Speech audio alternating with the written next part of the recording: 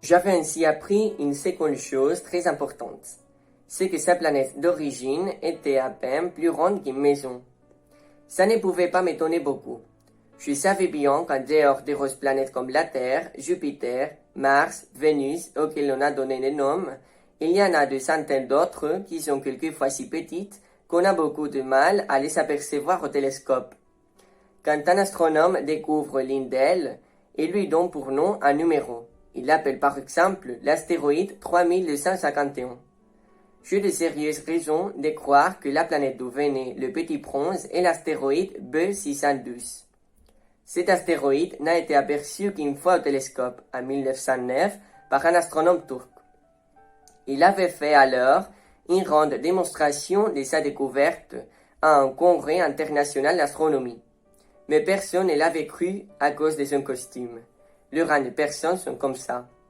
Heureusement, pour la réputation de l'astéroïde B612, un dictateur turc impose à son peuple, sous peine de mort, de s'habiller à l'européenne. L'astronome refit sa démonstration en 1920 dans un habit très élégant. Et cette fois-ci, tout le monde fout de son avis. Si je vous ai raconté ces détails sur l'astéroïde B612 et si je vous ai confié son numéro, c'est à cause des rangs de personnes. Le rang de personnes aime le chiffre. Quand vous leur parlez d'un nouvel ami, elles ne vous questionnent jamais sur les anciens.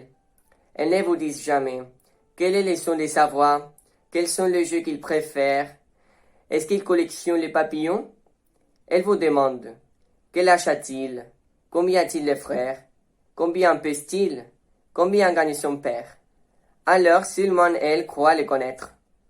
Si vous dites au rang de personnes « J'ai vu une belle maison, en briques roses, avec des géraniums aux fenêtres et des colombes sur les toits », elles ne parviennent pas à s'imaginer cette maison.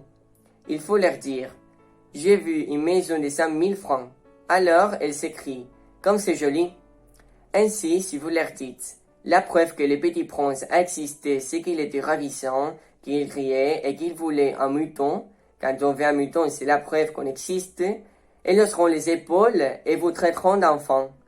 Mais si vous leur dites la planète d'où il venait est l'astéroïde B612, alors elles seront convaincues et elles vous laisseront tranquilles avec leurs questions. Elles sont comme ça. Il ne faut pas leur en vouloir. Les enfants doivent être très indulgents envers le rang de personnes.